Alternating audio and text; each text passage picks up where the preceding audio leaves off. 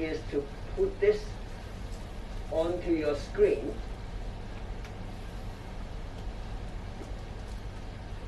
My iPhone goes like this.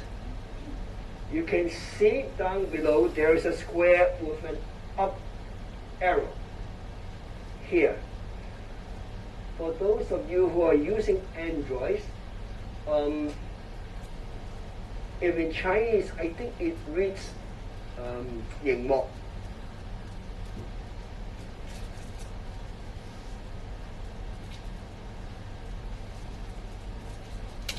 Once you get there, now for the iPhone, you just simply click in the square with the upper arrow, open it. This is what you will see. This is what you will see.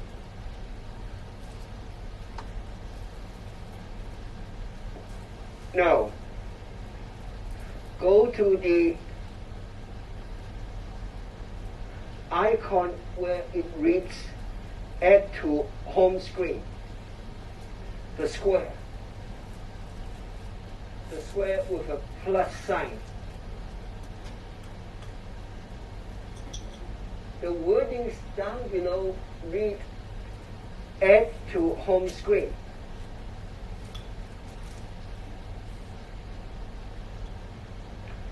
Then, don't move yet. While you are there, you should be seeing something like this.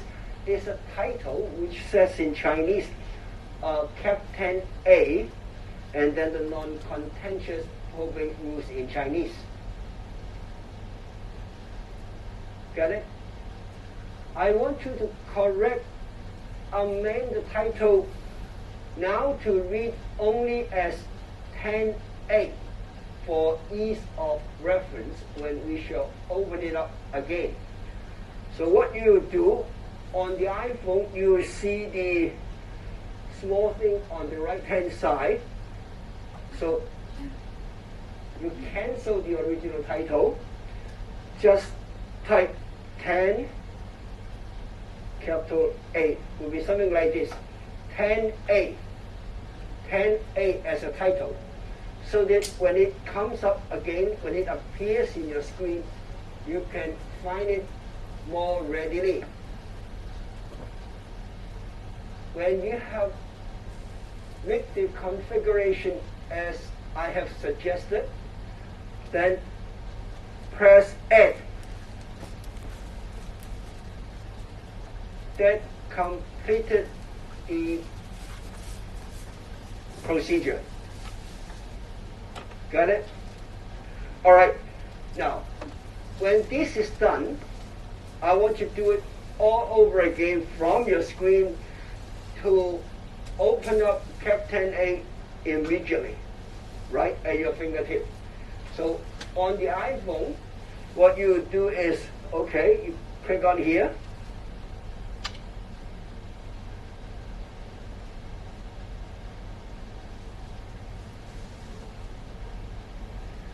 You will see this icon, and next time you open it, you should be able to see the list of all the non-contentious probate rules, which reads in Chinese.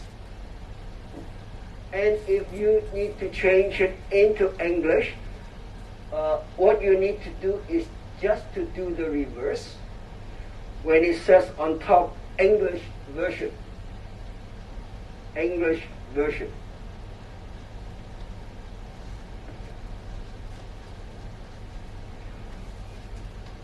Before we move away, there is one small icon that is useful for your future reference. On the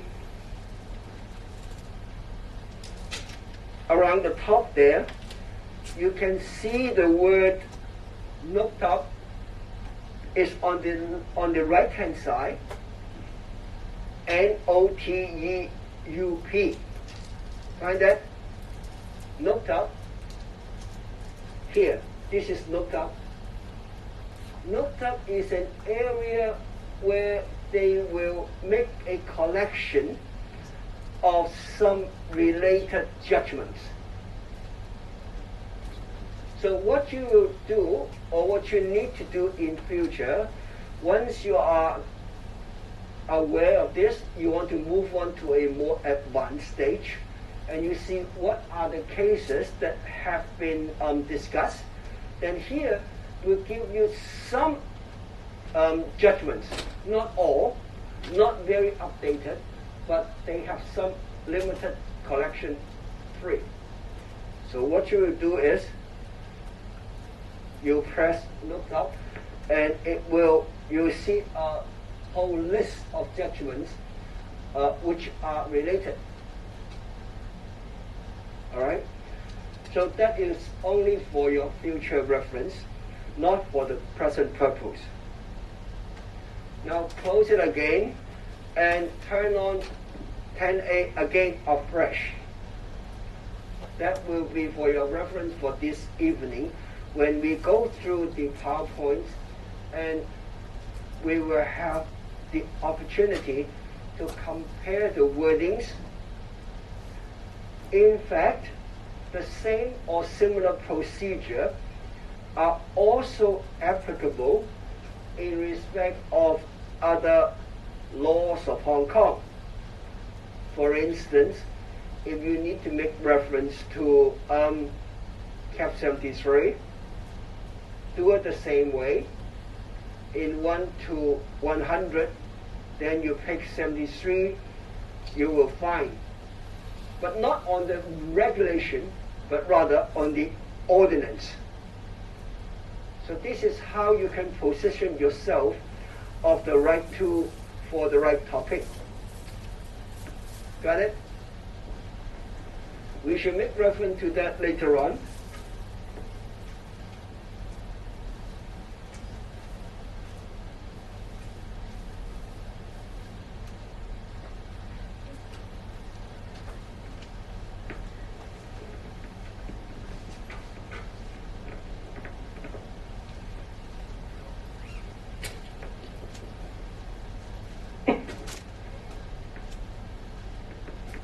Alright, so here we'll talk about grant application, and it's basically the focus on Hong Kong domicile grant application.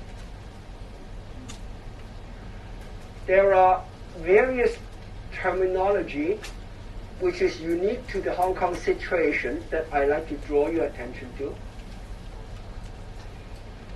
Spouse. Now, there are all kinds of spouse or hybrid spouse that appear in IEO Cap 73, as well as on the rules in Cap 10A. So we should be aware of these related terms. Now, one thing, the wordings in Rule 21 appeared to make reference to surviving spouse. Surviving spouse. But as to the other family members, the word surviving is not there. So it seems that by way of practice, people will say, who is the priority in terms of grants? Then you will say, all right, interstate, surviving spouse, next, issue, next, parent. So it has given an unnecessary confusion on the uniqueness of the term surviving. I think it takes a bit of common sense to take the word surviving as to mean all the rest of the next of kin. Otherwise, it will be ridiculous. So surviving spouse is just a beginning adjective to describe the rest of the next of kin, I think. So you see surviving spouse, that actually means spouse. And when you use spouse, you will probably know the difference between husband, wife.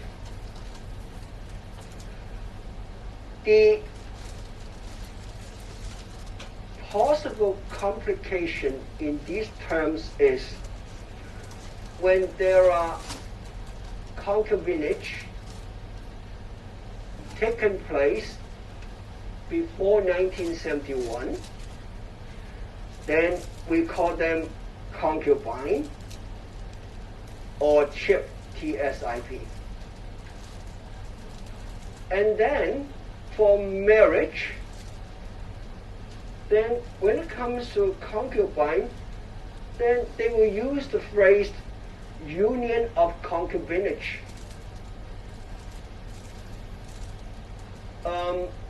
This sometimes will create confusion because in some cases marriage will kind of include union of concubinage as well. But of course, for argument's sake, one does not know for sure whether the union of concubinage is a marriage or not.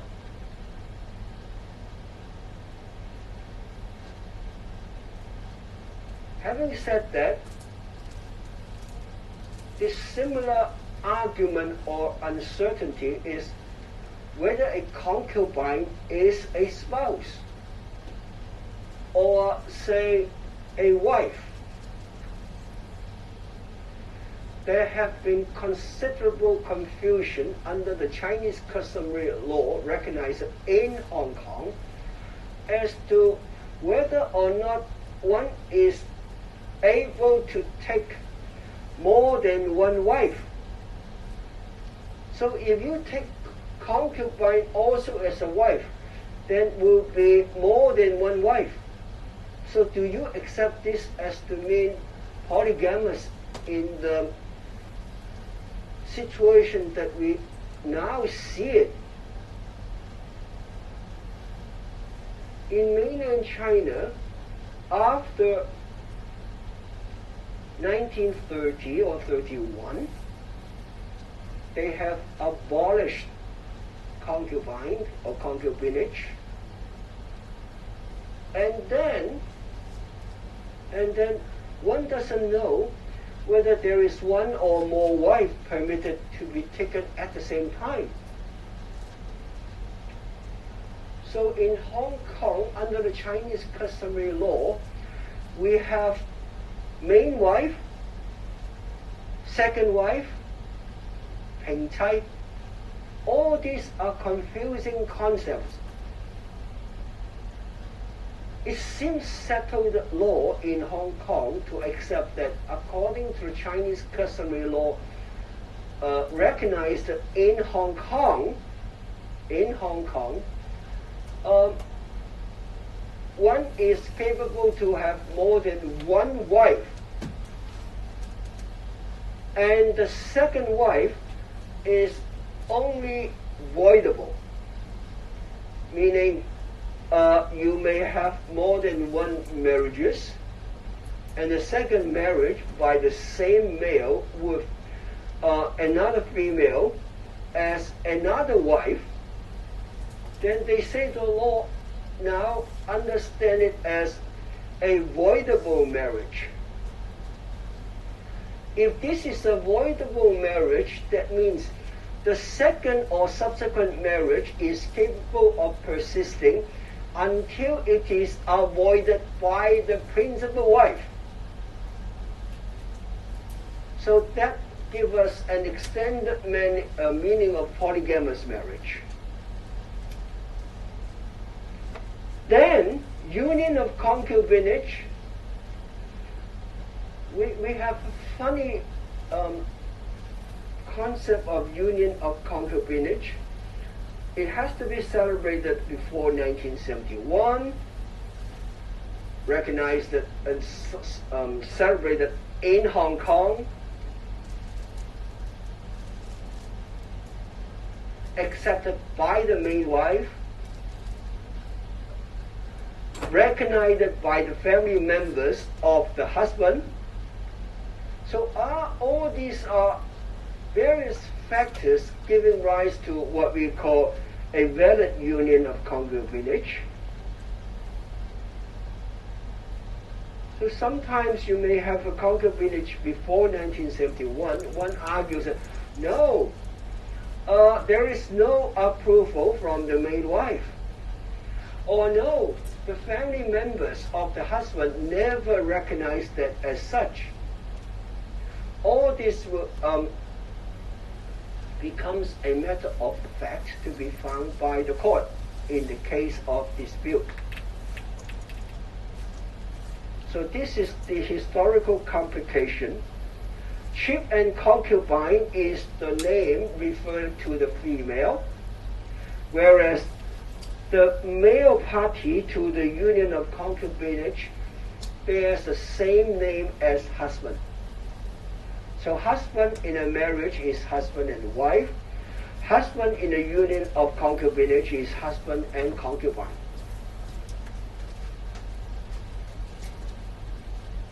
So chip and concubine means the same thing. They are just alias. Then we also have a concept of formal spouse. All this appeared here and there in the grant application. That explains why in the grant application process there are so many areas that we need to clarify. If it is asserted that there is Chinese customary marriage taken place before 1971 in Hong Kong. So one has to be careful on this. Then child, we have already examined this concept of child within the context of Cap 73 in terms of inheritance. Now, we have the lawful and natural child. That is a complete description. Lawful and natural.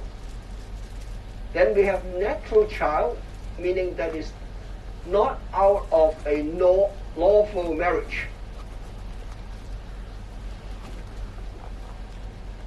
So after 1993, well, natural child is also a child. So we have to understand the term lawful, meaning within wedlock. Natural is just a child, whether or not is within or outside or out of wedlock, whether there is a valid marriage, in other words. So natural child, illegitimate child has a particular sense in the death before 1993. Historically, there is a complication between the right of illegitimate child, which is not recognized as a child, but then there are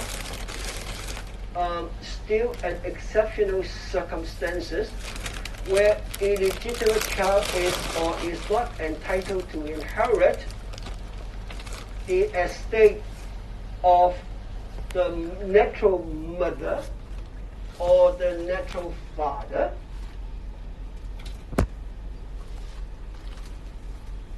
There are limited circumstances when even before 1993, on the natural child who is or who may be entitled to inherit on the estate of the natural mother in the absence of lawful child. But as to natural child with the natural father, there does not appear to be any right of inheritance in the event of this deceased died before 1993. We have mentioned previously already on the complication of the term adoption and adopted child. We have also mentioned that there is no stepchild being recognized as a child for the purpose of inheritance. And then, for dependent child is a term used in Cap. 1 only.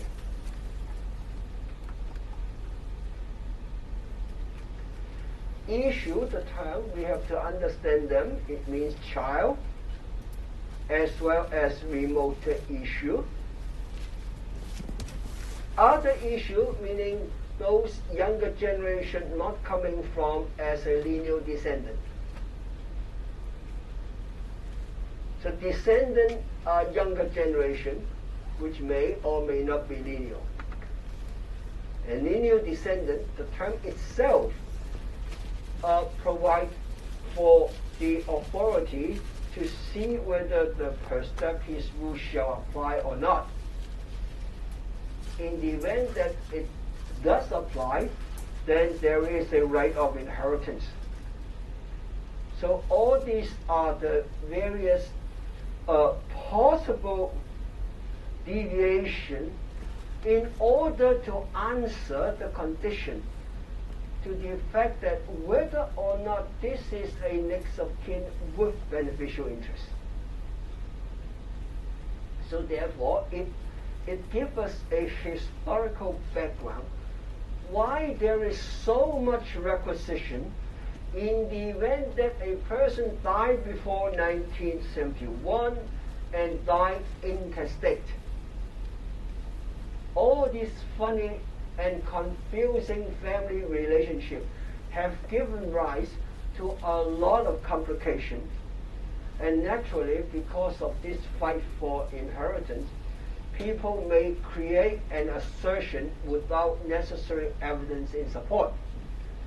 So it will be up to the court to find as a fact whether or not a certain relationship actually happened. And on the finding of fact, that in fact should include an additional feature, which is expert in Chinese law, meaning expert in Chinese customary law.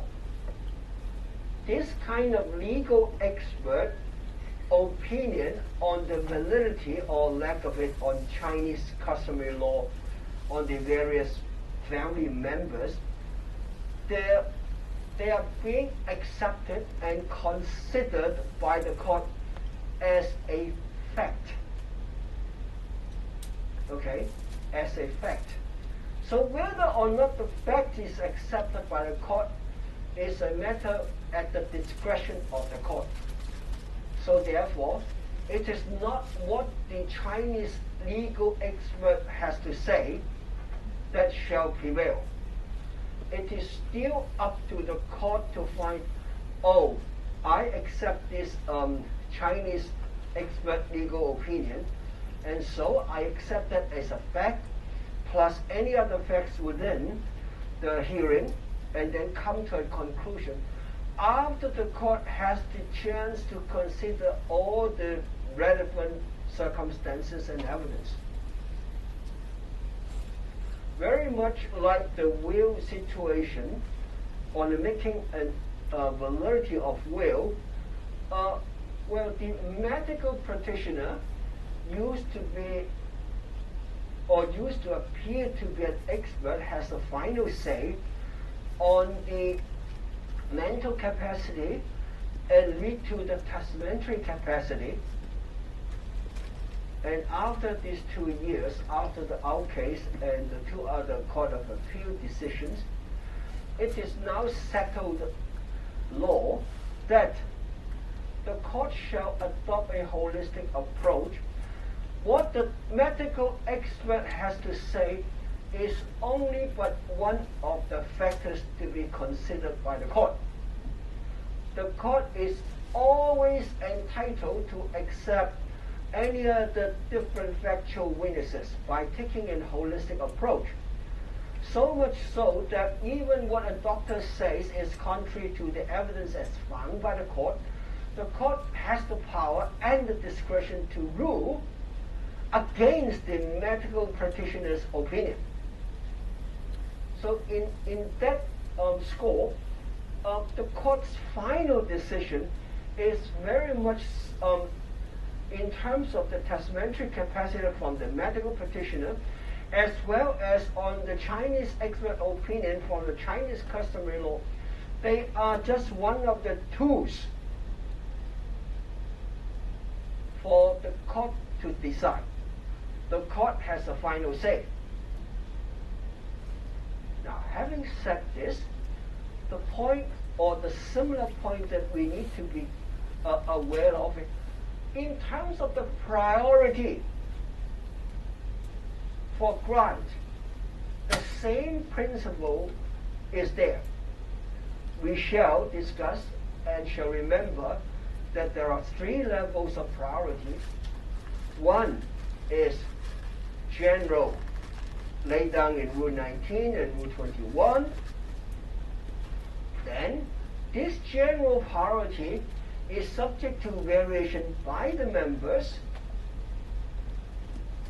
Well, the parties can by themselves, their own willingness or act or omission to act, in order to give a different priority for grant application. And then the third and final factor, which is decisive, is that the court shall have a final say to supersede and bypass all the general rule of priority as well as the parties' consent or objection. The court will have the last word, in other words.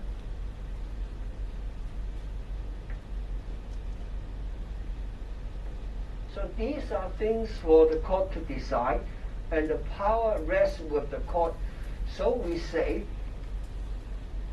the court has the jurisdiction to decide almost all factors concerning the succession and probate, as well as the administration of estate for those people die domiciled in Hong Kong or where there are properties situated in Hong Kong, when it comes to the enforcement of similar court application under Cap 41. Everything decided by the court at the discretion of the court.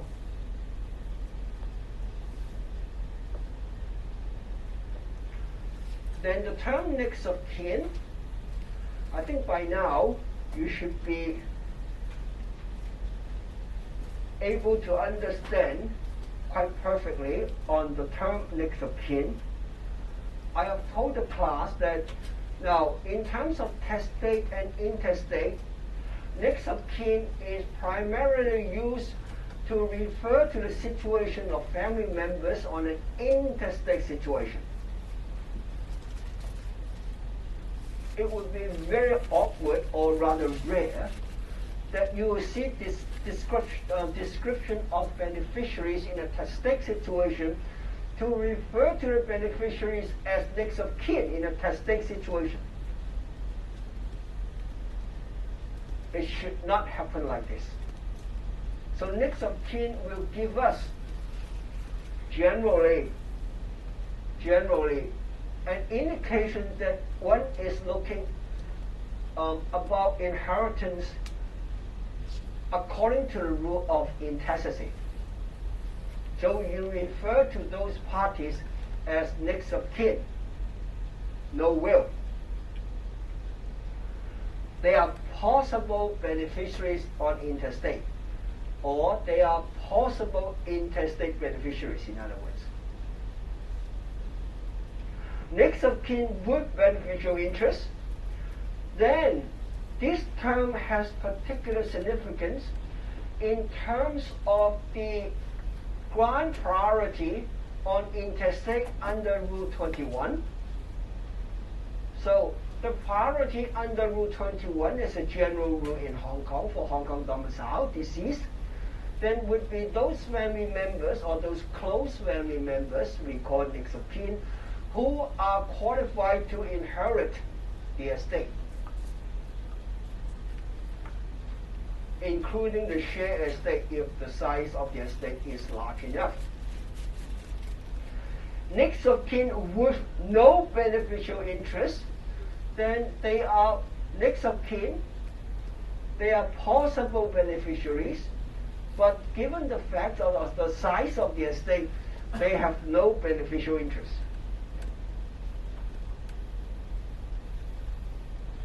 In fact, if we were to put it to a further extreme, what we have discussed so far is on the basis that there are something to be inherited. So in other words, what we have discussed so far deals with a solvent estate. So even if a deceased shall die without a will, so he died intestate, then you may have the priority, but there is nothing to be inherited due to the fact that there is no sufficient asset, meaning no sufficient assets to pay off the indebtedness and liabilities. So in other words, there is no residual estate available for inheritance. If that is the case, they are next of kin but with no beneficial interest because the estate is insolvent. If they are next of kin with no beneficial interest, they will have no capacity to participate in any grant application, nor to participate in any fight on estate, because they simply have no say at all. They don't have a capacity. They are not next of kin with beneficial interest. Then there is this final term called next of kin with beneficial interest on accretion. This is the Rule 19, which we shall see in a while. It deals with a situation of testate under Rule 19. Well, there is some beneficiary with entitlement on the testate situation, but then when we say next of kin, then we refer back not just simple accretion beneficiary when we just talk about testate situation, but next of kin with beneficial interest on accretion will simply mean mostly on a share entitlement. On a share entitlement situation. By law they are entitled to share with the surviving spouse, but because the size of the estate or the size of the residual estate is so small that after deduction of the three component parts, namely personal chattels, 2, statutory legacy, 3, interest on statutory legacy, there is nothing left. Nothing to be shared at the day of death. But then all this are capable of variation. On two scores. Number one, if when it comes to grant application, the size of it, the value of the estate has increased. Like a typical cubicle, a difference of 10 years will have the size increase in such a way that a next of kin, in fact, nothing to share. Then as it turned out at day of death, then as it turned out 10 years later when the grant application was made, increase of the value of the cubicle, and therefore they are now referred to as next of kin now with the increase of the value.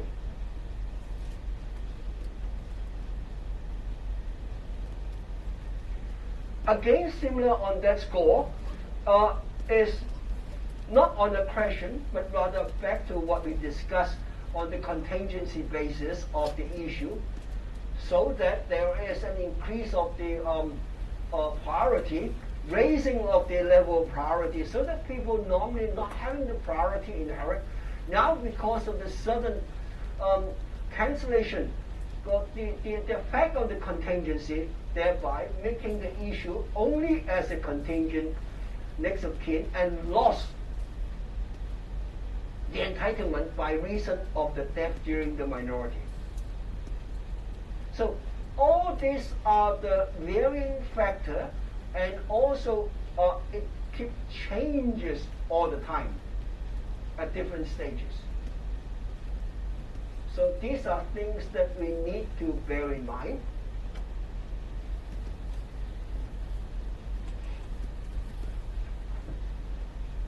Legatee and device, I have given you enough warning again before. That applies to Rule 19.